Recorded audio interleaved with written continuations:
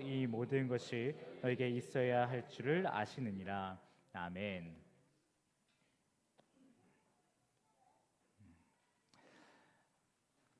네, 제가 우리 헬스 교회에서 단독 목회를 시작하고 나서 어, 우리 사랑하는 헬스 패밀리 여러분들에게 66권의 성경을 편식하지 않고 골고루 전해야겠다라는 다짐을 했습니다.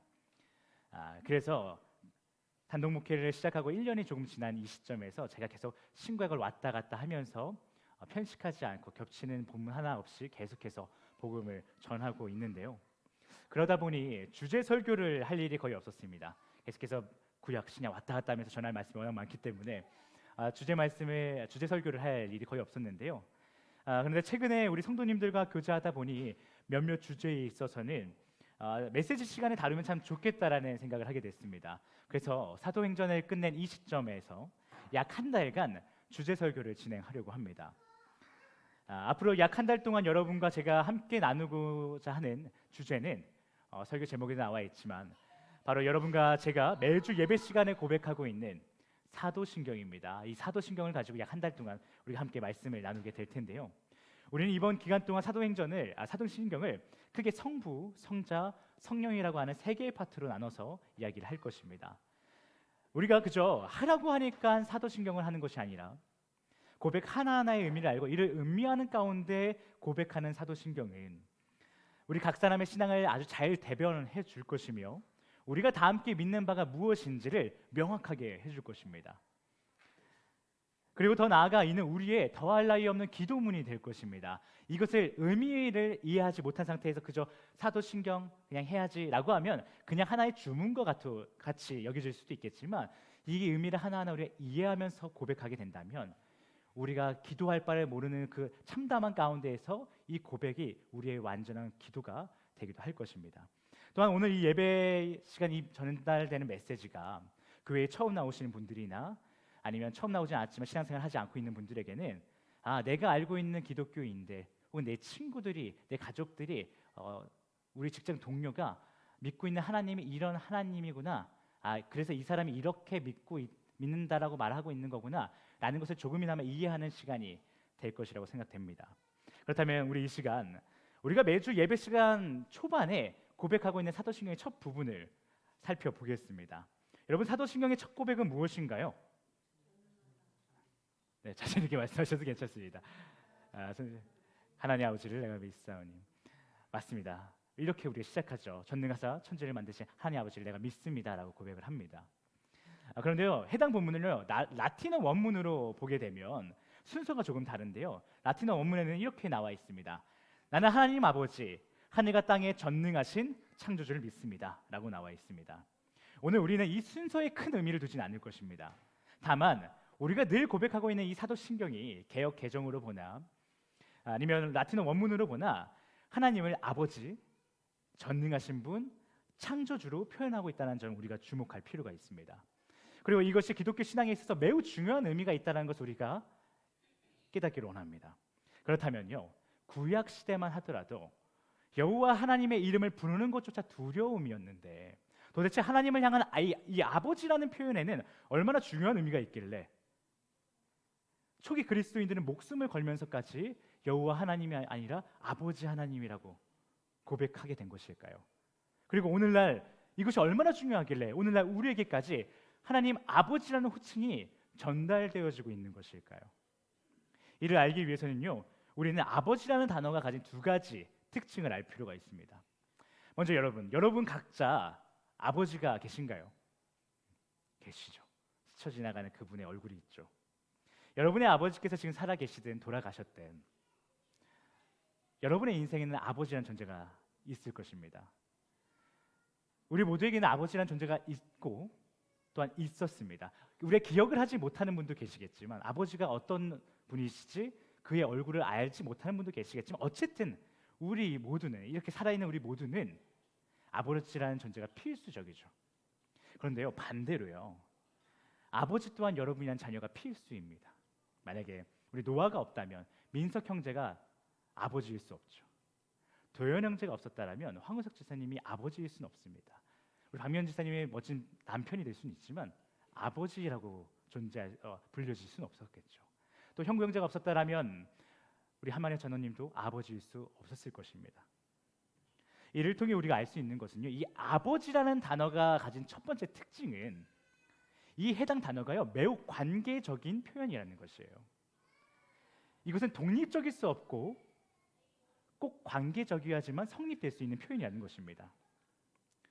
이어서 아버지라는 단어가 갖고 있는 두 번째 특징을 보면요, 두 번째 특징은 이 아버지란 존재는 단수라는 것입니다. 복수 단수 있죠. 그중에 단수라는 것이에요.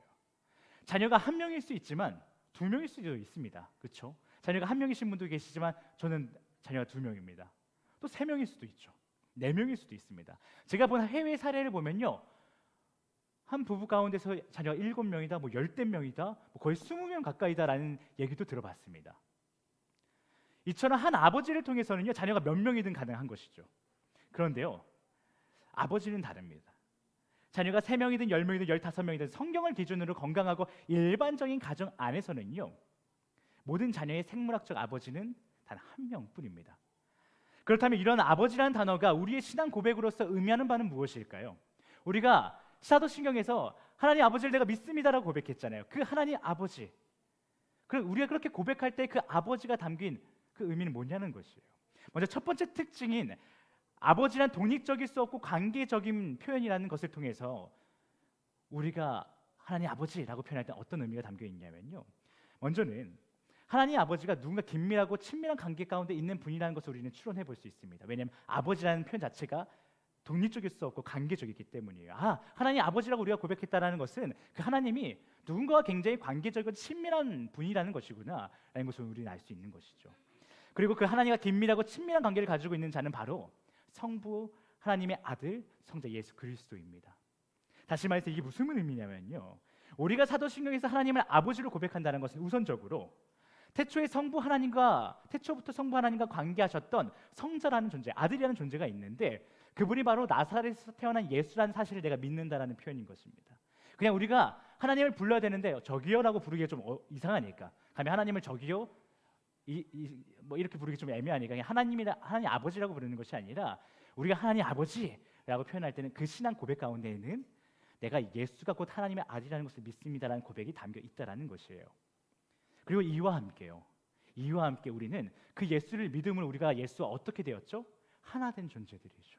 그렇게 우리가 예수를 믿음으로 예수님과 하나 되었으니 여호와 하나님께서 예수님의 아버지이신 것 같이 이제는 하나님께서 우리의 아버지 또한 되어 주셨습니다라는 고백을 우리가 그 안에 담고 있다라는 것이에요. 내가 예수 그리스도가 하나님의 아들이십니다. 그리고 내가 그 예수 그리스도가 하나 되었습니다. 그러니 당신 나의 아버지 되어 주셨습니다는 고백이 그 한마디 하나님 아버지라는 가운데 담겨 있다는 것이에요. 이는 너무나도 중요한 의미인 것이죠. 하나님과 밀접한 관계를 가지고 계신 그 예수 그리스도께서 하나님과 우리의 중재자가 되셨다, 화목해 하는 자가 되셨다라는 것, 그로 인해 우리도 하나님을 아버지라고 부르게 되었다는 것은 어쩌면 우리 기독교 신앙의 핵심이자 모든 것이기 때문에 이는 굉장히 중요한 의미입니다. 이어서 두 번째 특징인 하나님 아버지는 단수이다, 한 분뿐이시다라는 이 사실이 우리에게 주는 의미는 무엇이냐면요, 이는 우리가 예수님을 믿음으로 여호와 하나님께서 우리의 아버지 되어 주셨는데 그 아버지께서는 오직 한 분, 즉 유일한 신이라는 사실을 우리는 고백하고 있는 것입니다. 유일신 신앙을 고백하고 있는 것이에요. 다시 말해서 하나님 아버지라는 우리의 외침 고백은요, 나는 정말 다른 것을 나의 신, 나의 주인, 나의 보호자, 나의 인도자로 여기지 않고 오직 하나님 당신만을 나의 모든 것으로 여깁니다라는 고백이 이 한마디에 또 들어있다라는 것입니다. 이는요, 실제 로마 초기에 로마 신조에 보면요, 이 사도신경의 이 고백의 모토가 되는 그 고백을 보면요, 한 분 전능하신 하나님을 믿사오며라고 쓰여 있다가 그 한 분이라는 유일신에 대한 표현이 사라지고 그곳에 아버지라는 표현이 들어가게 됩니다. 그래서 우리가 오늘날 고백하는 사도신경에 하나님 아버지를 내가 믿는다는 고백이 있는 것이죠. 이것을 보더라도요, 우리는 충분히 이 아버지라는 뜻에 우리의 유일신에 대한 신앙 고백이 담겨 있다는 것을 알 수가 있습니다. 그러니 우리가 사도신경이나 기도 중에 하나님 아버지 혹은 그저 아버지라고 주님을 부르는 것은요, 하나님께서 독생자 예수를 통해서 우리에게 확정적이었던 죽음을 깨부수사 나를 보호하시는 인격적인 아버지가 되어주셨다라는 것과 그로 인해 나는 이전에 내가 의지하고 있던 모든 것을 내려놓고 이제 오직 하나님만을 나의 유일한 신이자 아버지로 나는 믿습니다라고 하는 고백을 하나님 아버지 혹은 아버지라는 고백에 담아 있다는 것이에요. 그런데요, 이처럼 함부로 불러서도 안 되는 존재 여호와 하나님을 감히 아버지라고 부르게 된 것은 어떤 것에 근거가 있을까요? 뭐 이렇게 로마 신조 이런 거 말고요, 그냥 많은 고대 문서들이 이렇게 불러야 돼, 혹은 깔뱅이 혹은 뭐 웨슬리가 이렇게 불러야 되라고 말한 거 말고 우리가 더욱 신뢰할 만한 근거는 과연 어디에 있을까요? 그것은 보면요, 예수 그리스도의 수많은 가르침 속에서 그렇게 이미 나와 있습니다. 하나님께서 우리 자신의 아버지 되셨다라고 말씀하셨고, 또한 하나님께서 우리와 하나 되셨다라고 예수님께서 우리와 하나 되어 주신다라고 말씀하셨습니다. 그 말은 곧 예수님이 우리의 아버지 또한 되셨다라는 것을 늘 가르쳐주고 계셨던 것이죠. 또한 그 이후에 예수님을 따르던 많은 사도들의 가르침 속에서도 이와 같은 뜻이 발견되고 있습니다. 다시 말해서요, 하나님께서요 우리에게 자신을 소개하실 때 대표적으로 하나님이 자신을 소개한 대목을 어떤 장면을 떠올리시나요? 하나님은 우리에게 자신을 뭐라고 설명하셨는지를 생각해 보면 대표적으로 이거 떠오르실 겁니다. 나는 스스로 있는 존재야 라고 하셨던 그 말씀. 그로 인해서 하나님께서는 자신을 우리에게 소개하실 때 나는 절대적인 존재야, 인간과는 차원이 다른 초월적 존재야 라고 말씀하신 것을 우리는 기억할 것입니다. 그런데 그와 동시에 신약에 들어서는요, 예수 그리스도와 또한 많은 사도들을 통해서 하나님은 우리에게 나는 너희들에게 굉장히 사랑 넘치고 인격적인 아버지야 라고 알려주고 계신다라는 거예요. 그렇기 때문에 우리는 예수님을 믿음으로요, 스스로 있는 자, 절대적인 초월적인 존재이신 여호와 하나님이 나의 아버지가 되어 주셨다라고 그 누구보다 당당하게 외칠 수 있는 것입니다. 그 세상에서 우리가 당당하게 살아갈 수 있는 것이에요. 우리가 좀 세상에서 뒤처지는 것 같아도, 좀 세상에서 못나게 보여도 우리가 당당할 수 있는 이유는 무엇입니까? 스스로 있는 자, 그 절대적인 하나님께서 나의 아버지가 되셨어 라는 우리의 고백 때문인 것입니다. 그런데요, 우리가 매주 신앙 고백을 사도신경을 통해서 하면서도 하나님을 앞서 말한 의미의 아버지라고 부르는 것을 좀 많이 어려워하는 것 같습니다. 이는요, 대표적으로 한국의 문화 안에서만 보면요, 우리나라의 많은 토속 신앙들의 신들을 보면 어떤 존재였냐 하면 늘 우리의 행위가 옳은가 그른가를 보고, 그래 너가 좀 열심히 나를 모시는구나, 나라는 신을 모시는구나, 좀 선하게 살아가는구나, 도덕적이구나, 그럼 내가 너에게 좋은 일을 줄게. 혹은 너가 아주 도덕적이지가 않구나, 나를 제대로 모시지 않는구나, 신전이 이게 뭐냐, 아주 더럽구나, 그럼 벌을 주시고, 이런 존재가 우리나라에 기본적으로 깔려있는 신에 대한 이미지라는 것이에요. 그런데 그 이미지가요, 우리가 무의식 중에 하나님을 향해서도 가지고 있다는 거예요. 하나님은 심판자, 나의 행동이 잘 됐으면 축복하시고 잘못되면 심판하신 무서운 분이라는 이미지가 무의식중 가운데 깔려 있다는 거예요. 그렇기 때문에 한국의 기독교인들이요, 하나님이라는 존재가 어떤 분입니까? 라고 하면 감사한 분이죠 라고 하면서도 한편에 굉장히 어렵고 불편한 존재로 여긴다는 거, 마치 직장 상사처럼 나는 친하긴 한데 언제든 나를 평가하는 대상이죠. 그래서 내가 잘 보여야 하고 성과를 내야 하는 그런 불편하고 좀 애매한 관계처럼 하나님과 우리는 그런 관계를 가지고 있다는 거예요. 또한 대한민국에 아버지란 존재가 어떤 존재인지를 한번 살펴볼 필요가 있을 것 같아요. 대한민국은 아버지라는 존재가 가족을 위해서 희생하는 존재로 많이 각인되어 있죠. 그런데 그렇기는 하나, 그래서 아버지를 생각하면 괜히 좀 짠하기도 하고 마음 가운데에서 좀 뜨거운 마음이, 어떤 알 수 없는 마음이 들기도 하지만, 아직은 그 희생의 결과가 가정 가운데 아버지란 존재를 따뜻한 사랑을 보이는 존재가 아니라 그렇게 희생하시다가 결국엔 가족에서 좀 맴도는 존재, 가끔 이해할 수 없는 존재. 우리 가족은 이미 엄마랑 오빠랑 나랑 다 이렇게 합의된 게 있는데 갑자기 아버지가 오셔서 이해할 수 없는 행동을 하는 거예요. 왜요? 아버지는 그동안 희생하시느라고 열심히 밖에서만 있었거든요. 그러다 보니까 아버지가 왜 나랑 다 달라, 나 왕따인가? 그러다 보면 어떤 모습으로 갑니까? 이제 권위적이죠. 나 뉴스 볼 거다, 주말에는 다 모여라, 이런 식이 되는 거예요. 이해할 수 없는 좀 힘든 상황이 되는 거죠. 그런 이미지가 아버지라는 존재에 우리는 자리 잡고 있기 때문에 대한민국의 보편적인 그 아버지상이 하나님을 아버지라고 칭할 때마다 계속해서 겹친다라는 거예요. 이것은 많은 설문조사 가운데 나와 있습니다. 그래서 아빠랑 너무 친해요. 아빠랑 그냥 막 거의 친구야. 제가 좀 그렇거든요. 그럼 하나님을 그냥 뭐 친구야, 그냥 하나님 아버지 막 하는 거예요. 근데 아버지, 내 아버지 하면 하나님 앞에 갈 때마다 다른 이름을 부를 때는 좀 친하다가 아버지, 여러 생각이 들게 된다는 것이죠. 그런데요, 여러분, 하나님께서요, 우리에게 듣고 싶어 하시는 하나님 아버지라는 고백은요, 아버지라고는 하나 수많은 토속 신앙 속의 신들처럼 우리의 행위를 보시고 판단하며 심판하는 자비 없는 신을 향하는 외침이 아니라는 것이에요. 또한 유교 사상에 뿌리내는 대한민국의 전형적인 아버지상을 의미하는 것도 아닙니다. 성부 하나님은 우리가 사도신경과 기도와 찬양을 통해서 하나님께 아버지라고 고백할 때 그 깊은 내면 가운데 예수 그리스도를 나에게 보내주셔서 친히 우리를 죽음에서 건지시고 그 모든 역사를 통해서 우리의 아버지가 되사 인격적으로 나를 사랑해 주시는 분이라는 의미로서 자신을 하나님 아버지로 불러주길 원하신다는 것이에요. 그렇기 때문에 우리가 앞으로 사도신경 가운데 수많은 찬양 가운데 하나님을 아버지라고 고백할 때마다 그렇게 그 주님의 사랑을 묵상하며 그것을 믿는 믿음으로 고백하는 우리가 되었으면 좋겠습니다. 이어서 사도신경의 첫 고백에 나오는 하나님의 전능하심에 대해서도 살펴보고자 합니다. 하나님은요, 수많은 속성을 가지고 계십니다. 속성이라고 한다면요, 하나님은 사랑이 넘치는 분이에요. 하나님은 정의로우신 분이에요. 하나님 선하신 분이에요. 이런 것들을 속성이라고 표현합니다. 그런데 그 하나님의 수많은 속성들 중에 인간과 공유하는 속성이 있는데요, 그것은 뭐 선함, 인간 중에서도 굉장히 선한 사람들이 있죠. 또 공의, 굉장히 사람들 중에서도요, 정직한 사람들이 있습니다. 맞는 건 맞고 틀린 건 틀리고 딱 구부러지는 사람들이 있어요. 그리고 자비로운, 하나님의 자비로움도 우리 인간에게 있죠. 어떻게 저 사람 저렇게 자비로울까, 저렇게 사랑이 넘칠까, 애정이 넘칠까 하는 사람들도 있습니다. 하지만요, 인간과 하나님 가운데 전혀 공유되지 않는 속성이 있습니다. 그것은 바로 전지, 전능하심, 영원하심, 전제, 어디서든 계심 등과 같은 표현이죠. 이처럼 하나님은 다양한 공유적, 비공유적 속성을 가지고 계시는데요, 그 수많은 속성들 중에 하나님을 대표할 수 있는 속성이 그럼 뭐야? 하나만 뽑아보자. 우리나라 그런 거 좋아하잖아요. 뭐 하나님의 대표적 속성 3가지, 뭐 5가지, 오딱의 효능은 5가지, 뭐 이런 거 꼭 음식점 가면 다 있잖아요. 그런 것처럼 우리가 하나님, 알았어요. 뭐 공유적 속성 다 아는데 하나님의 대표적 속성 한 가지만 얘기해 주세요. 우리나라 스타일로 가보자면 대표적인 속성은 바로 전능하심이라는 속성입니다. 그래서 우리가 사도신경이라는 고백에서, 신앙 고백에서 우리의 믿음의 대상이신 하나님을 표현할 때 그의 수많은 속성들 중에서 한 가지, 그는 전능하시다라는 것을 우리가 믿습니다라는 고백을 하는 것입니다.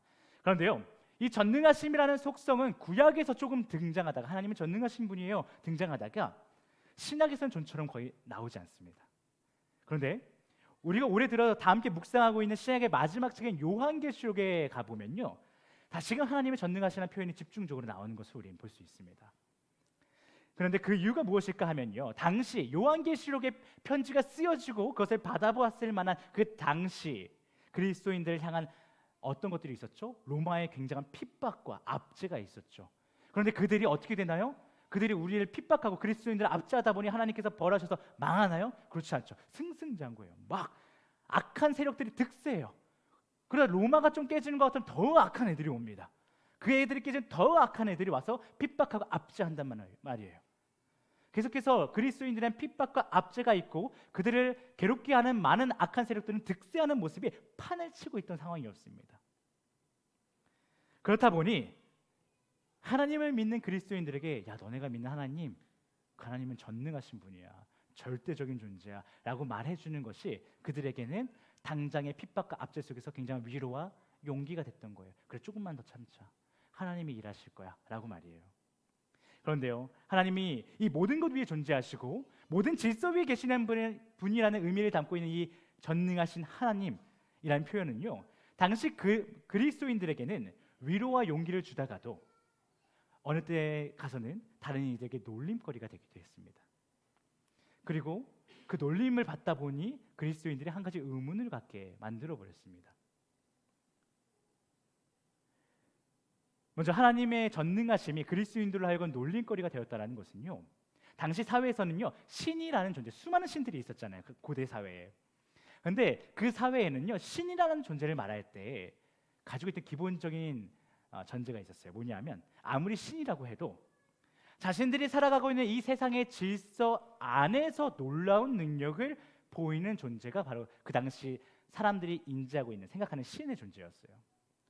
다시 말해서 인간이 이해할 수 있는 범주 안에서 인간이 납득할 수 있는 일정 조건을 설정해서 그 가운데 신이라는 존재가 운행하는 것이지 그 모든 것을 초월하는 존재가 어디 있어? 라고 말했다는 거예요. 그러니 갑자기 그리스도인들이 와서 아니요, 우리 하나님은 전능하셔, 초월적이야, 놀라워 라고 말하는 게 뭔 소리야 싶은 거예요. 그러니까 당시 사회의 사람들이 어떤 일들을 벌이냐면요, 인간이 들 수 없는 진짜 무거운 돌 있잖아요. 뭐 스트롱맨 챌린지 같은 거 보면 몇백 킬로 막 돌을 이렇게 들던데 그거 말고 한 1000킬로, 그냥 성벽 막 이런 거, 그냥 인간이 들 수 없는, 아무도 들 수 없는 어떤 돌을 가져다가 야, 너네 하나님 전능해? 들어봐. 막 들어보라고 해. 말도 안 되잖아. 들어보라고 해. 했는데 그 돌이 움직이지 않는 거예요. 막 그리스도인들이 쭈뼛쭈뼛하고 있는 거예요. 땀 삐질삐질 흘리고 어이씨, 이거 뭐지, 어떡하지? 하나님, 근데 안 움직여. 그런 모습들을 보니까 야, 이렇게 이거 니네 전능하시다면 니네 신이, 근데 이 돌도 못 움직여. 우리 인간이랑 똑같네. 야, 다른 신이랑 비교해서 뭐 대단해 너네 신이. 야, 웃기지 마 라고 그리스도인들을 조롱하게 되었다라는 거예요. 전능하신 위로고 용기였지만 이러한 사회의 문화 가운데서는 조롱거리였던 것이죠. 이런 엉뚱함은요, 근데 오늘날 사회에서도 유효한 것 같아요. 이런 엉뚱한, 야, 하나님의 전능하심에 대해서 갑자기 야, 이거 돌 들어보라 그래 니네 하나님, 이렇게 나오는 이런 태도들이, 이 엉뚱함이요, 오늘날 사회에서도 여전히 유효하다는 것이에요. 오늘날 이 사회가 그리스도인들을 조롱할 때 어떤 모습들이 보입니까? 야, 니네 하나님이 그렇게 대단해? 전능해? 그러면 너 돈 없잖아. 너 돈 좀 벌어달라고 해봐. 야, 너 건강 안 좋잖아. 건강하게 해달라고 해봐. 에이, 너 역시 아직도 이러고 사네. 너 아직도 몸이 안 좋네. 너 뭐 전능해 하나님이? 라고 조롱거리가 된다는 거예요. 그리고 이러한 세상의 조롱은요, 이내 그리스도인들에게 의문을 가져다 주죠. 내가 하나님을 믿는데 왜 안 바뀔까? 상황이 왜 나는 형편이 이 모양일까? 심지어 왜 더 나쁜 일이 생겨? 왜 이렇게 상황이 잘 안 풀리는 거야? 라는 의문이 든다는 거예요. 그렇게 이 사회와 적지 않은 그리스도인들은요, 처음에는 하나님의 전능하심에 대해서 조롱과 의문을 표하는 것으로 시작해서요, 야, 진짜 이렇게 가다 보니까 하나님이 진짜 존재하는 건 맞을까? 라는 질문에 이르게 된다는 것이에요. 그리고 많은 사회가 이렇게 얘기하죠. 야, 뭐 내가 하나님 잘 믿는 애 내가 하나 알고 있는데 걔 인생이 뭐 별로야. 뭐 하나님의 존재 없는 것 같아. 역시 내가 잠깐 속을 뻔했어. 이런 태도가 있다라는 것이죠. 그런데요, 어쩌면 여기 계신 우리도 하나님의 전능하심에 대해 믿음을 고백하고 있는 것 같이 보이지만 의문을 품고 있을 수도, 조롱을 하고 있을 수도 있기 때문에 그것을 우리는 매번 점검하며 경계할 필요가 있습니다. 우리가 사도신경에서 전능하신 하나님을 내가 믿는다고 고백할 때마다 우리는 그것을 꼭 점검하고 예배 가운데 들어가야 된다는 것이에요. 우리 모두 오늘 예배 시작을 알리며 사도신경을 고백할 때를 떠올려 보시기 바랍니다. 여러분과 제가 혹시라도 사도신경을 고백할 때 자신이 가지고 있는 근심을 묵상하는 중에 습관적으로 라라라라라라라라라라 아멘 이라고 하셨다면, 이는 마치 자신의 그 근심은, 나의 근심거리는 하나님과 상관없는 것으로 여기고 있는 것일지도 모른다는 것이에요. 이게 무슨 말이냐면요, 나의 근심은요, 하나님, 내가 스스로 고민하고 해결할 일이고요, 하나님의 그 전능하신과는 상관없는 것이기 때문에 나는 당신의 전능하심을 고백하는 이 순간마저도 나의 근심을 스스로 고민하고 해결해 나갈 것입니다 라는 태도라는 것이에요. 우리는 하나님의 전능하심이 우리의 인생에 영향을 미치지 못한다라고 은연중에 고백하고 있는 것일지도 모르겠다는 것이에요. 물론 우리가 각자 삶을 살다 보면 깊은 고민이 있기 마련입니다.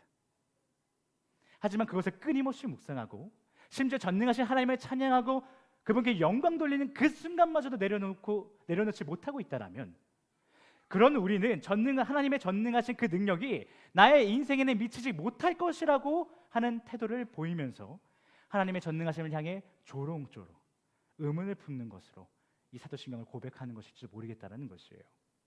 어쩌면 이는 조롱과 의문을 뛰어넘는 능력일지도 모르겠어요. 하나님 전능하십니다. 근데 나는 내 살 길은 내가 알아서 궁리합니다. 하나님이 여기는 묘미치시죠? 쉽지 않더라고요. 그래서 나는 이것을 내가 고민하면서도 당신이 일단 전능하다고 말은 해드리겠습니다 라는 태도일지도 모르겠다는 거예요. 그러니 우리가 해당 고백을 할 때요, 주님을 믿지 않는 자들처럼 주님의 전능하심을 의심하면서 조롱하면서 능력하면서 고백하지 말아야 합니다. 이를 위해서 우리는 하나님의 전능하심이라는 것을 조금 더 이해할 필요가 있어요. 여러분, 우리가 사도신경 가운데 고백하고 우리 기독교 신앙의 근간이 되는 하나님의 전능하심이라는 것은 이 사회의 질서 안에서 최고가 되게 하시는 하나님의 능력이 아닙니다. 만일 여러분 중에 하나님을 믿는 이유가 그저 이 땅에서 잘 먹고 잘 사는 것을 위해서 믿는 것이라면 여러분 주소를 잘못 찾았습니다. 하나님은 그런 하나님이 아닙니다. 우리가 사도신경을 고백할 때, 전능하신 하나님을 고백할 때 그 안에 담겨야 되는 것, 그것은 바로 종말론적인 하나님의 전능하심입니다. 물론 하나님께서는요, 세상에 요구하는 소위 돈 많이 벌게 해주세요, 건강하게 해주세요, 어그로 좀 끌게 해주세요 등등에 대한 전능하심도 보일 수 있습니다. 충분히 능력이 있습니다. 그러나 그분께서 창세기 17장 1절을 통해서 나는 전능하신 존재야 라고 설명하실 때나 수많은 시간이 지나 요한계시록을 통해 자신의 전능하심을 밝힐 때에나, 그리고 오늘날 여러분과 저의 신앙 고백 가운데 담겨지기를 원하시는 하나님의 전능하심은 종말론적인 전능하심이라는 것이에요. 그렇기 때문에 이런 하나님의 전능하심은요, 이 땅에서 죽고 난 뒤에 세상을 알지 못하고 믿지 않는 자들에게는 조롱거리인 것이에요. 또한 하나님의 전능하신 이것이 우리를 그의 나라 가운데로 인도하실 것이다 라는 것보다, 정말 그의 나라로 나를 인도하시는 그 전능하심, 그것보다 하나님 이 땅에서 그냥 좀 잘 사는 전능하심은 없나요? 하나님 내 삶이 좀 나아지게 하는 하나님의 전능하심은 없나요? 라는 것을 더 사모하는 자들에게는요, 종말론적인 하나님의 능력은, 그 전능하심은 별로 관심이 없는 것, 자신의 인생과는 좀 어쩌면 상관없는 것처럼 여기게 될 것입니다. 그러나 죽은 자들의 부활을 믿는 우리 성도들, 여러분 믿으시죠? 이 땅에서의 인생이 끝이 아닙니다. 이건 잠시 잠깐이에요. 죽고 우리는 심판을 받게 될 것이고 그의 나라를 가든 지옥에 가든 할 것입니다. 우리는 죽은 자들의 부활을 믿는 자들입니다. 그런 우리 성도들에게는요, 하나님의 종말론적인 전능하심, 그것이야말로 완벽한, 완전한, 놀라운, 정말 감사한 전능하심 아니겠습니까? 세상의 다른 신은요, 죄인을 그저 심판하지만 주님은 그 죄인들 가운데 오셔서 가장 큰 고통 가운데 있는 자들과 함께 하심으로 그들이 끝까지 하나님을 믿으면서 최후의 날을 맞이하게 하시는 그 능력, 그렇게 자신의 백성을 버리지 아니하시고 자신의 영원한 나라로 끝까지 인도하시는 그 능력이야말로 전능하심이죠. 완전히 의로운 존재가 완전히 불의한 존재처럼 되고 불의한 존재를 의로운 존재로 여겨주시는, 만들어주시는 그 능력, 우리는 그 하나님의 전능하심을 믿는 자들로서 사도신경을 고백하는 것입니다. 전능하신 하나님을 내가 믿사오며 그러니 돈도 벌게 하시고 모두 하게 하시고 관계도 좀 회복하게 하시고가 아니라 전능하신 하나님을 내가 믿습니다. 지금도 내가 당신을 의심하지 않도록 당신은 역사하고 계시고 나를 사랑하고 계십니다. 그걸 나는 믿습니다 라는 고백이라는 것이에요. 그러니 사랑하는 헤이스 패밀리 여러분, 앞으로 우리가 사도신경을 고백할 때 건면합니다. 우리의 모든 근심을 내려놓고 그 심각한만큼이라도 주님의 전능하심을 바라보시기 바랍니다. 그분이 여러분을 통해서 이루고자 하시는 그 전능하심에 주목하시기 바랍니다. 그렇게 여러분을 자신의 완전한 나라로 인도하시기 위해 그 순간에도 여러분과 함께 하시는 그 하나님을 경험하시는 여러분과 제가 되기를 축복합니다. 마지막으로 사도신경 가운데 창조주 하나님에 대한 우리의 신앙 고백을 들여다보고 메시지 시간을 마치려고 합니다. 여러분, 창조주라고 하면 어떤 이미지가 떠오르시나요? 기독교인들 중에 적지 않은 분들이 창조주를 떠올릴 때면 모든 피조 세계를 만드시고 그 중에서 나를 만드신 분이라는 이미지를 떠올리곤 할 것입니다. 그래서 창조주 하나님이라는 키워드를 듣고 어떤 이들은요, 세상은 하나님이 만드셨구나 라고 하는 자신이 살고 있는 이 지구와 우주의 기원에 대해서 말하기도 합니다. 여기서 조금 더 신앙이 깊다, 신앙생활을 열심히 한다라고 말하는 분들은요, 창조주 하나님이라는 키워드를 듣고 나서 우리가 믿는 그 하나님은 모든 것을 만드셨고 그렇기 때문에 그 모든 것을 다스릴 수 있는 절대적인 존재입니다 라고 반응하기도 합니다. 여러분, 이러한 반응들에 대해서 동의하시나요? 하나님이 이 피조 세계의 기원이 되시고 또한 통치자 되신다라는 반응 말이에요. 그렇다면 우리가 사도신경을 통해 나는 창조주 하나님을 믿습니다라고 고백하는 것은 단지 하나님이 이 세상의 기원이 되시며 또한 이 모든 세계를 다스리시는 능력 있는 분이라는 사실을 내가 동의합니다 라는 고백을 우리가 한 것일까요? 맞습니다. 이런 의미가 분명히 있습니다. 하지만요, 단지 그러한 의미만으로 창조주 하나님에 대한 우리의 신앙 고백이 소비되어서는 안 됩니다. 여러분, 창조주 하나님은 우리에게 그저 야, 지구가 어떻게 생겼는지 아니? 이 우주가 어떻게 생겼는지 알아? 빅뱅? 아니야, 나야. 지구의 기원을 알려주시고자 난 창조주 하나님이야 라고 하는 것이 아니라는 것이에요. 그리고 우리가 어떤 모습으로 살아가든 관심 없고 오직 자신이 강력한 통치자니까 나에 대한 나의 놀라운 능력에 대해서 믿음을 표해 라고 강요하는 분도 아니라는 것이에요. 물론 창조주 하나님을 내가 믿습니다라는 표현은 그것이 포함되지만 그것만을 강요하기 위해서 하나님이 창조주 하나님으로서 우리에게 오신 것이 아니라는 것이죠.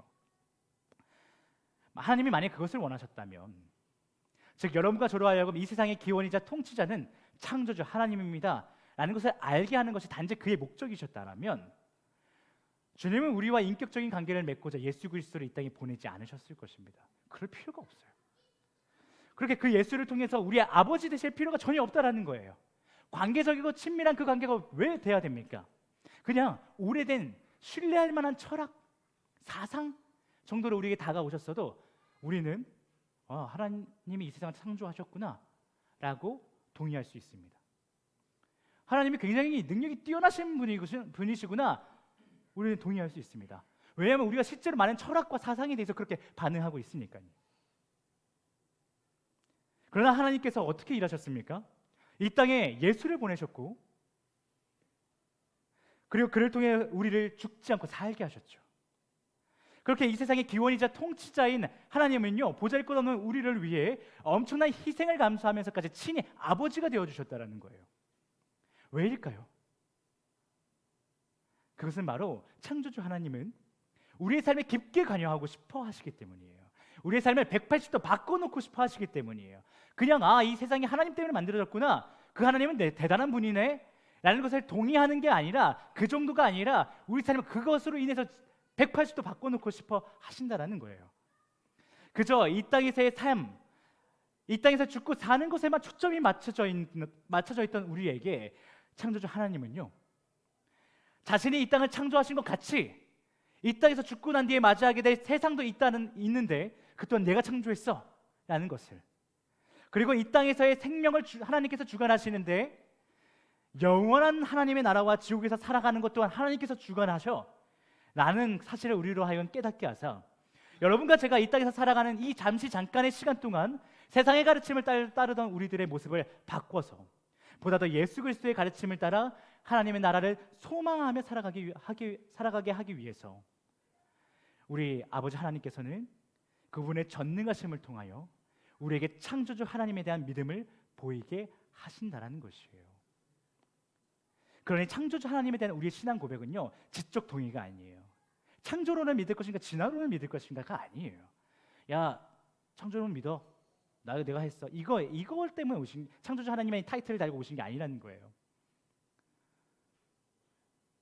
창조주 하나님에 대한 우리의 신앙 고백은요, 그저 어떤 사실을 깨달았다는 지적 동의가 아니라 나의 삶을 오직 창조주 하나님, 그분이 만드신 완전한 세계에 초점을 맞춰 살겠다라고 하는 매우 도전적이고 실질적이고 실천적인 신앙 고백인 것이에요.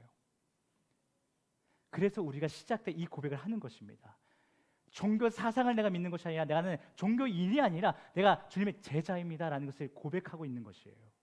이러한 창조주 하나님에 대한 이해와 그에 따른 신앙 고백의 근거 역시 예수 그리스도의 가르침이 다 나와 있습니다. 여러분, 주님은 말씀하셨어요. 우리가 하나님 나라에 들어가기 위해서는요, 여러분과 저 각 사람이 하늘에 계신 아버지의 뜻에 순종하는 자가 되어야 여러분과 제가 하나님의 나라에 들어간다라고 예수님께서 가르쳐 주셨죠. 굉장히 유명한 가르침이죠. 우리가 오래전부터 알고 있던 이 가르침이요, 바로 창조주 하나님에 대한 바른 이해와 신앙 고백이 어떠한 것인가를 잘 알려주는 대목입니다. 여러분, 자, 보실까요? 마태복음 7장 21절입니다. 성경을 가지고 계신 분들 한번 찾아보시기 바랍니다. 마태복음 7장 21절입니다.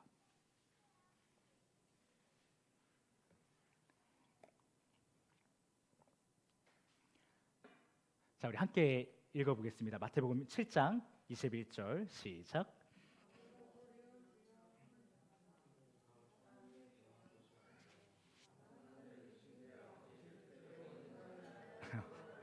좀 늦게 찾으신 분들이 계시나 봐요. 그라데이션이 좋습니다. 우리 잘 알고 있는 말씀이죠. 여러분, 주님은 천국에 어떤 자들이 들어갈 수 있다라고 말씀하시나요?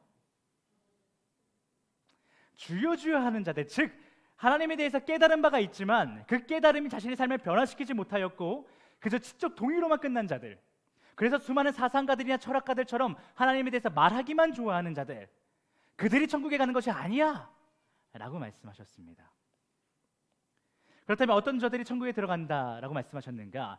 다만 하늘에 계신 내 아버지의 뜻대로 행하는 자여야 한다라고 말씀하셨습니다. 여기서 하늘에 계신이라는 표현부터 살펴보죠. 이는 정말 하나님께서 지금 어디에 계시는지 실시간 정보를 말하고 있다라기보다는 그분이 하늘의 주인 되십니다 라는 것을 말하고 있는 것이죠. 그리고 하나님께서 하늘의 완전한 주인이기 위해서는 그가 하늘의 통치자이자 창조자임을 내포하고 있는 표현인 것입니다. 하늘에 계신 내 아버지, 그분은 어떤 분이냐면 하늘의 주인, 하늘의 통치자, 그 하나님의 창조하신 창조주 하나님이라는 표현을 쓰고 있다는 것이에요. 다시 말해서 다만 하늘에 계신 내 아버지의 뜻대로 행하는 자여야 한다는 것은 창조주 하나님께서요 자신의 백성인 우리를 구원하시기 위해 분명하게 아버지의 뜻, 분명하게 명령하시는 바가 있다는 것을 말해주고 있는 것이에요. 그저 지적 동의, 그렇군요가 아니고 그 지적 동의가 된 사람들에게 하나님이 주시는 분명한 명령이 있다는 것이에요. 그 명령에 순종하는 자여야지만이, 실질적인 액션이 있는 자여야지만이 천국에 갈 수 있다라고 얘기하고 있다는 것이죠. 그리고 그 명령이란 하나님에 대한 신앙 고백을 할 때 외식하는 자가 되지 말고 정말로 우리 삶 가운데 도전적으로, 실질적으로, 실천적으로 하나님의 나라를 소망하는 자가 되어야 한다는 것이에요. 우리가 고백하는 것처럼 전능하신 하나님, 천지와 창조주, 하늘과 땅을 만드신 하나님, 그 창조주 하나님 아버지를 내가 믿습니다라는 그 외식하는 자와 같이 그냥 떠들기만 하는 것이 아니라 정말 믿는다면 우리 삶 가운데 하나님의 나라에 대한 소망이 흘러 넘쳐야 된다는 거예요. 그래서 우리는 이러한 예수님의 가르침을 받들어서요 창조주 하나님을 믿는다라고 고백하는 자라면 응당, 말로만 주님의 나라를 소망하는 것이 아니라 이제는 내가 세상의 가치를 내려놓은 그 빈손에 복음 들고 그 복음을 전하는 자가 되어야 된다는 거예요. 그 삶에 집중하는 자가 되어야 된다는 거예요. 내가 손에 들고 있는지도 모르는 그런 적 있죠. 핸드폰 들고 핸드폰 어딨지 찾는 거. 저는 그런 적이 좀 있는데 정신이 없을 때가 있죠. 막 안경 여기다 꽂아놓고 안경 어딨지 찾아서 찾을 수가 없어. 그냥 나가자 하고 엘리베이터 가면 여기 있구나 쓰고 알죠. 이런 것처럼 내가 들고 있는지도 모르고 사는 것이 아니라 내가 세상의 가치를 내려놓고 그 손에 복음 들었다면 그 복음 들고 세상에 나가서 외치는 것, 복음 전하는 것에 굉장히 집중해야 된다는 것이에요. 이것이 바로 우리가 보여야 할 창조주 하나님에 대한 신앙 고백인 것입니다. 여러분, 우리 모두 예수님께서 이 땅에서 보이신 십자가 사랑을 기억하며 그로 인해 성부 하나님이 나의 유일한 신이시자 나의 아버지 되심을 참으로 고백하는 자들이 됩시다. 또한 그 아버지께서 우리의 믿음이 마지막 날까지 유효할 수 있게 하시는 전능하신 하나님이라는 참된 고백을 하는 자들이 됩시다. 그래서 이제는 정말 세상의 가치와 욕구를 내려놓고 결국에는 오직 하나님 나라만 소망하며 복음을 전하는 자로 살아갑시다. 그렇게 우리가 매주 예배 시간에 고백하는 전능하사 천지를 만드신 하나님 아버지를 내가 믿사오며라고 하는 그 고백이 우리 헤이스 안에서 온전하여지도록 합시다. 우리가 오늘 들은 성부 하나님에 대한 각각의 고백의 그 참 의미를 지속적으로 묵상하면서 자신의 삶에서 전인격적인 신앙 고백을 올려드릴 때 우리의 그 고백은 하나님의 마음에 울림을 선물할 것입니다. 그렇게 하나님의 마음이 울리기 시작하면요, 울림이 발생하기 시작하면요, 그가 통치하는 이 피조 세계에 인간이 완전하다고 여겼던 그 모든 질서가 다 흔들리며 허무함으로 바뀌는 역사를 여러분은 목격하게 될 것입니다. 그리고 그것을 목격한 우리는 더욱 하나님의 나라만 소망하는 자들이 되며 그 안에서 참된 기쁨과 자유함을 누리게 될 것입니다. 그토록 사랑하는 헬스 패밀리 여러분, 우리의 하루 가운데 우리의 아버지 되시고 전능하시며 창조주 되시는 하나님께서 늘 동행하시길 예수 그리스도의 이름으로 축복합니다. 이 시간 봉헌기도와 축도함으로 오늘의 예배를 마치도록 하겠습니다. 기도하시겠습니다.